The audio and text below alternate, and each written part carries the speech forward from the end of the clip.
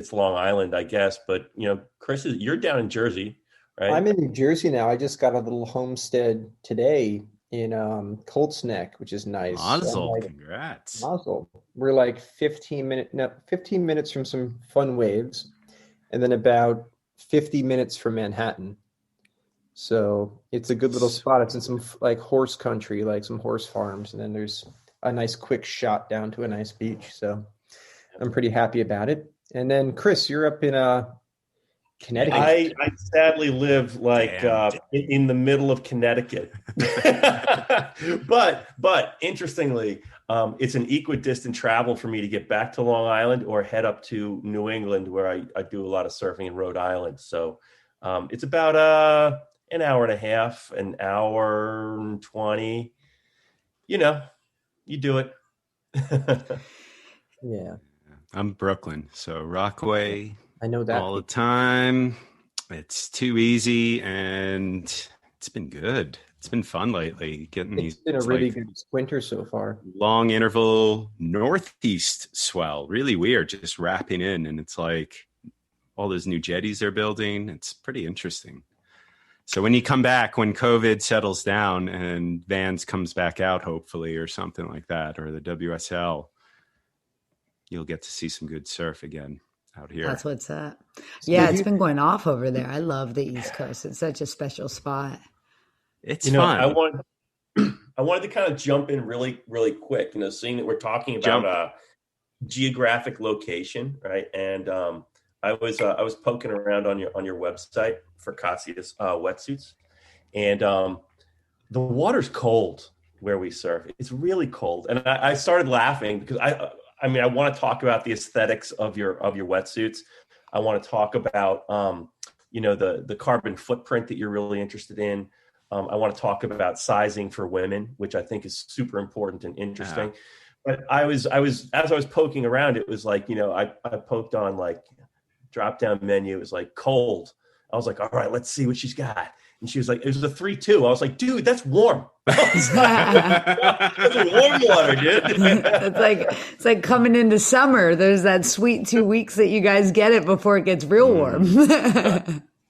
But I'm super interested in a number of things. And I know Chris alluded to it, which was some really honest acknowledgement of like what women's wetsuits need to be. I know that my wife struggles with cycling clothing that is supposed to be for women, but like it doesn't fit her right. I know that like she struggles with triathlon wetsuits that are supposed to fit, but they don't fit right. And I wanted to know how you were kind of like moving forward with addressing that. It seemed like it was in the forefront. Absolutely. So I'm actually in the middle of doing a whole reorder. So we used to have 4 mil suits. We sold out of them. That's why all we had left is 3.2s. That's fine. And right now it is good just year for wetsuit sales. Yeah, exactly. Well, and to be honest, I haven't been able to do a collection for 2 years because I'm just 100%. It's just me. Like I ship everything myself. I put every thing up. I finally got girls to help me with my social media this year. Wow. But between me and I have a girl that helps me out like a couple hours a week. That's it. So, I kind of put my whole life savings into this thing, and then I didn't have any more life savings. So, so actually like right now there's so many loans available with what's going on with COVID. Yeah. And what's possible for small businesses. So I'm in the process of getting a loan to make a new collection of suits. And really, I've also been doing a lot of feedback from a lot of our customers. And what people want the most from us is a hooded wetsuit. Yeah. So living in Southern California, I have only worn, and even I've never even owned a hooded wetsuit, to be totally honest. Like, it's wild. I think come on out for the winter. Yeah. Totally. Like I bought one once when I went to like Iceland, and then I went to go do like a protest at Standing Rock, and I gave it away to some of the like water protectors because it was snowing. And like, so really like I just haven't really surfed like crazy cold water. And I also know how important it is and how as wetsuit technology is getting better and better. Mhm. And as surfing is just like exploding right now in such a cool way. I mean, obviously, but as you all women's know, surfing in particular is, I women's mean, surfing. Yeah. Rockaway is like 50-50 men and women now in the lineup. There's a lot of girls out there. There's a lot of girls in the water. Yeah. And they're forming clubs, and it's the coolest thing. Like, it's awesome. Like, it's so wonderful. So, I mean, this is like a great opportunity. It's the time, it's definitely the time. So actually, like, I'm in the next like few weeks in an order, and I'm going to be focused around a lot more warmer wetsuits, like 5.4s with hoods and the whole thing. Right. I don't think I'll be able to do a 6.54 just because of the size of my company, which is me, as you know now. It looks a lot bigger than it is. That being said, it's a dream, and I really want to make awesome stuff for women. And to be honest, I was like super bummed that the last few years I had to make more, and we like sent a whole kind of like questionnaire to a lot of people, just asking them like, hey, what can we do better when it comes to sizes? What do you want when it comes to wetsuits? Because we really want to make people what they want. And sizing is really a difficult thing because, as you know, for men and women, it's like really hard to be like, well, this is a small. You're like, but a small, like, you're like, well, yeah, small, or this is a medium. And like, so that's something that we're like dancing with and still trying to work out the best as possible.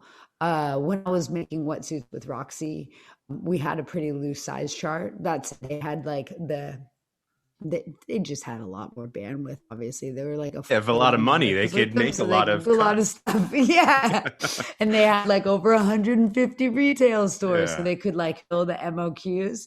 That being on doing everything I possibly can to just have a broader size range within my collection. Is your focus wholesale? Like learning. Is your focus direct to consumer or to store? Direct to consumer. Nice. Direct to consumer, because I feel that as we first started, we had like a couple, shops, and we'll still probably have our things in a couple of shops, but I really want to flip it to going totally like, I mean, at this point, like 90 to 95% of our business is D2C. So I'd really like to have that be what happens, just based on the fact that, I mean, most people aren't going into a store and trying on a wetsuit because it's like, not right now. I mean, I like have anxiety about that anyway. Like, you're in a dressing room, like sweating, trying to try a wetsuit on. It's like the worst thing ever. Then you have the mask knock the on. door over. Yeah. And then it's like, people are like, they're like, oh God, another one's down. We got to go like, resuscitate them. So passed out in the dressing room.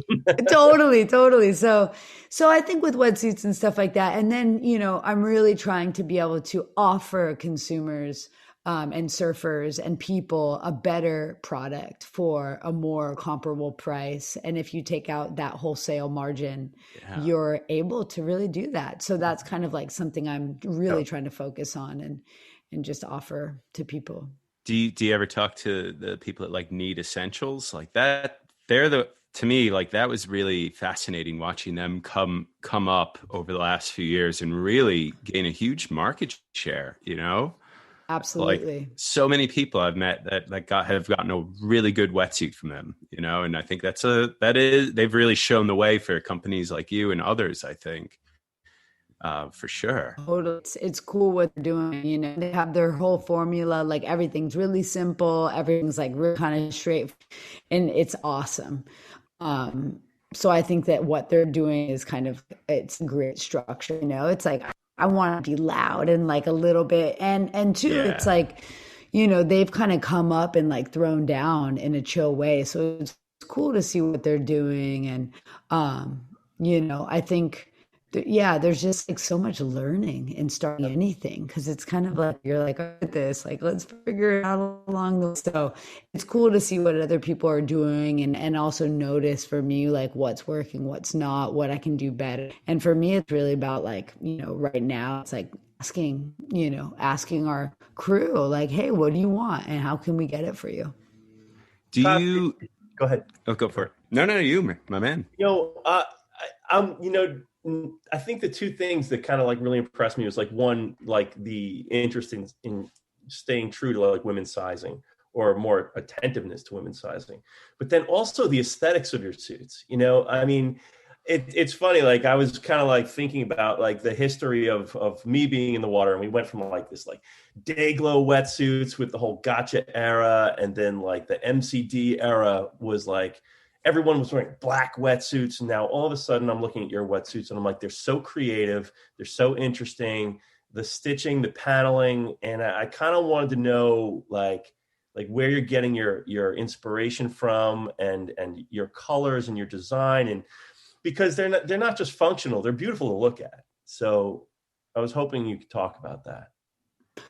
Well, thank you. And I'm happy to dig them. And a lot of my inspiration came from like when it comes to kind of like the more vibrancy in the suits. It really came growing up during that time where like wetsuits were black, and a woman's wetsuit will be a black wetsuit with like a hibiscus flower on the shoulder, and that's why it was a women's wetsuit. And I was like, I'm into flowers, but like a hibiscus flower on my, like, why is all this a women's wetsuit? And to the cut lines, it's like how they kind of cut around the belly, and all of a sudden it like would and you're like, I don't need this cut line here. Like, what if we could like bring in some like sharper edges when it comes to the seams to like accentuate our bodies? Like, you know, what if we could like bring color in a way that wasn't obnoxious, but was like kind of radical? You know, there's enough black wetsuits out there. I mean, a lot of people are just doing the black wetsuits. Like, what about the woman that kind of wants to feel a little bit more like, okay, this is kind of like a statement that I want to make. And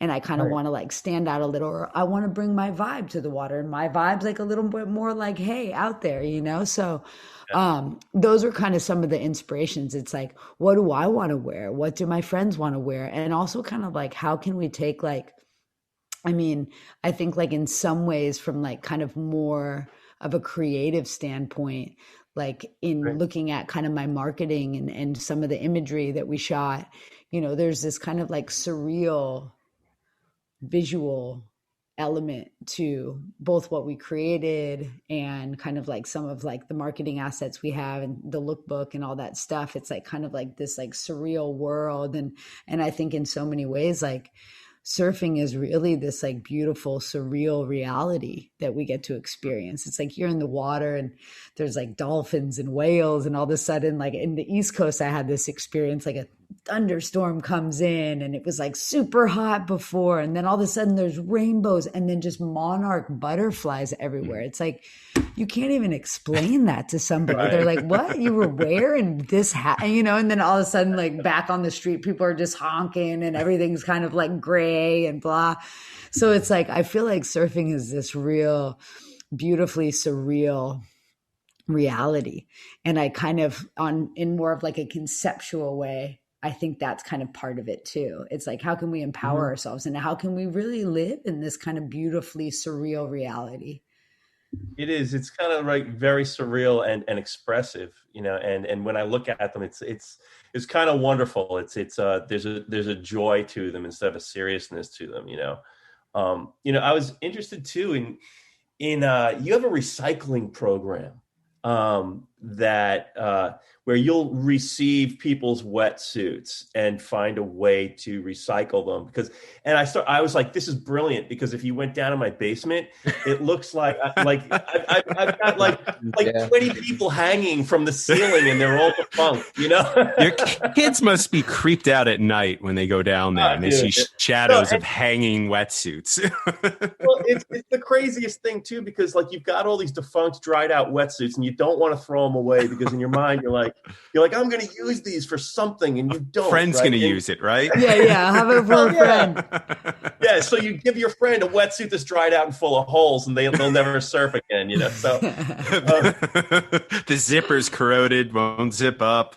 Yeah. So I'm sitting there looking at Kassia's website, and I'm just like, I'm going to get my wife a wetsuit, and I'm going to offload like 10 really bad wetsuits, you know. Cool, please.